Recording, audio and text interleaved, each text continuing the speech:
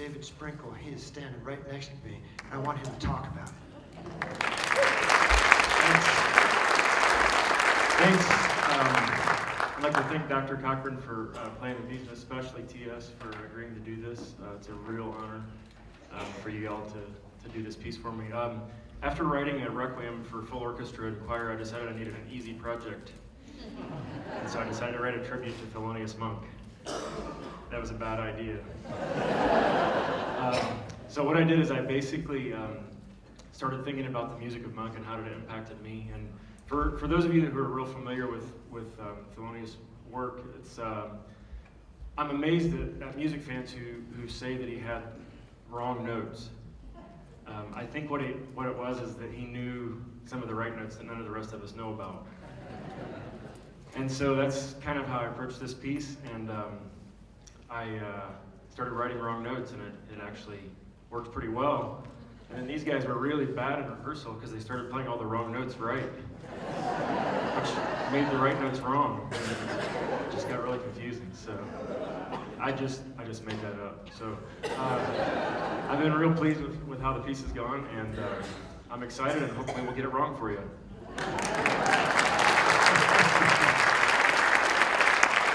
So I was talking with the composer, and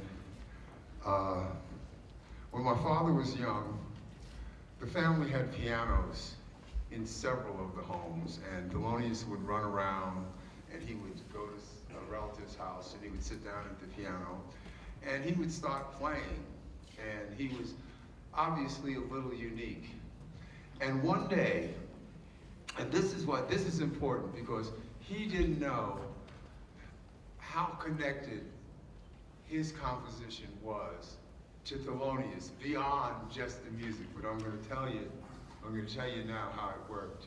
And it's because Thelonious used to go to everyone's house, and he would play tunes his way, and and everyone loved it. Everyone loved it, except one cousin Charlie. And Cousin Charlie would say to Thelonious, you know, Thelonious, why can't you play it normal? Why can't you play something normal? Why can't you play like everybody else? And Thelonious was writing this tune at the time.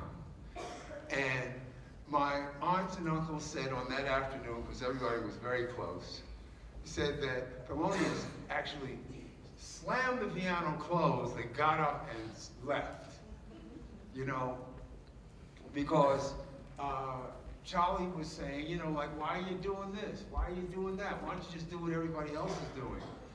And the next day, Thelonious came back with this composition finished, and he called it, Well, You Needn't. And what is so incredible is that what Uncle Charlie didn't know was that almost 40 or 50 years later, this wonderful musician would write a counter composition which actually said what Charlie should have said to Thelonious on that day, which is, Well, You Oughta.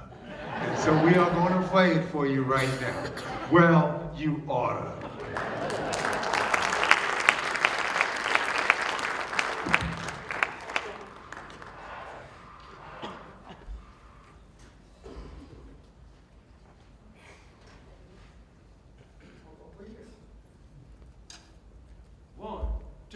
One, two, three.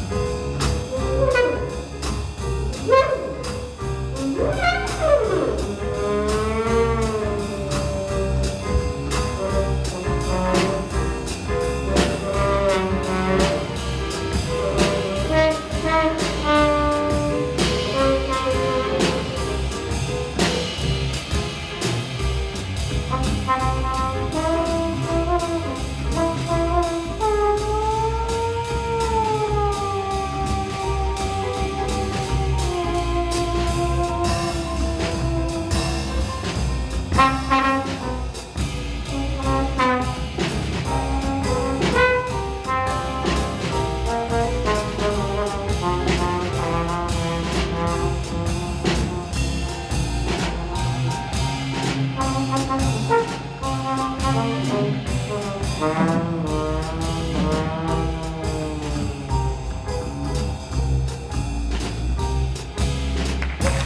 James Cameron's shoes.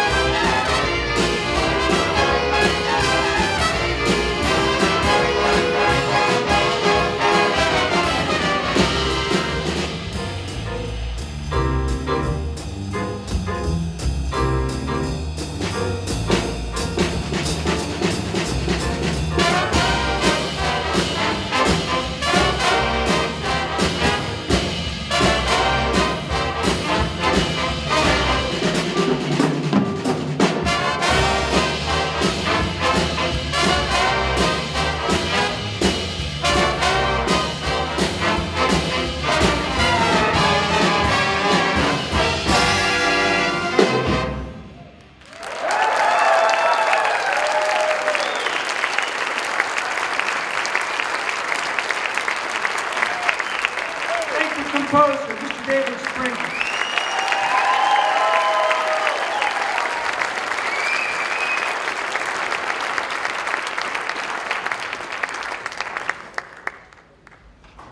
Well, all good things must come to an end. And first of all, once again, I want to congratulate all the contest winners. Give yourselves a round of applause.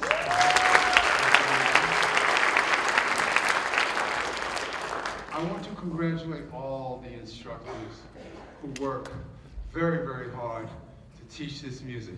How about a round of applause for the instructors?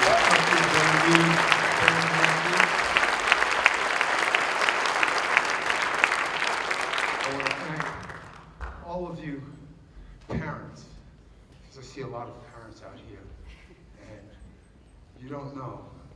When you come out and support your kids like this, you'd be surprised the magic that can happen in their lives. So how about all of you kids give a round of applause to your parents? Yes, indeed. And finally,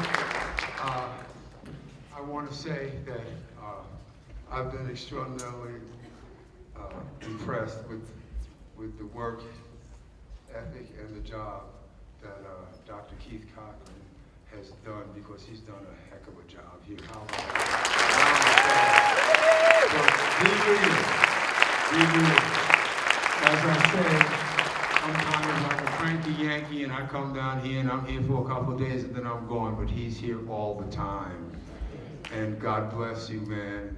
You people are very, very lucky, because I chair the Thelonious Monk Institute of Jazz. We are the largest non-for-profit jazz education organization in the world, and I know who can teach this music, and I know who's truly dedicated. This man can really teach and is superbly dedicated to the children.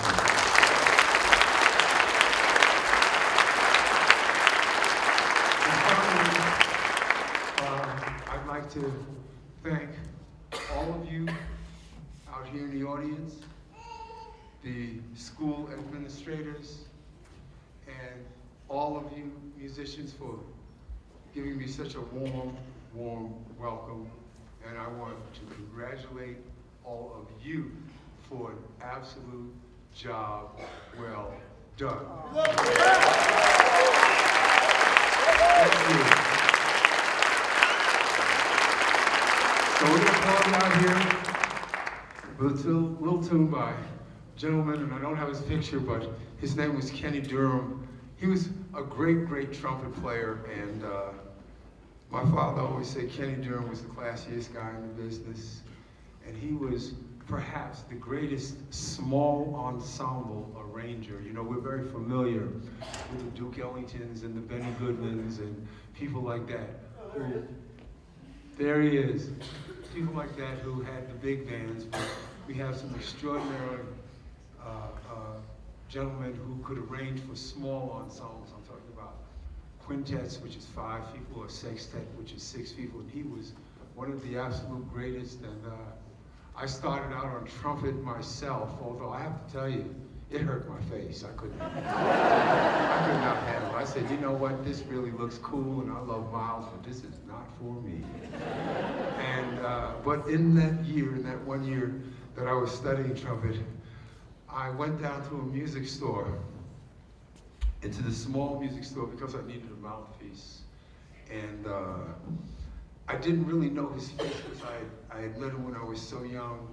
And this gentleman behind the counter took about a half an hour explaining to me how a brass mouthpiece is made and what you need to look for to get one that fits you.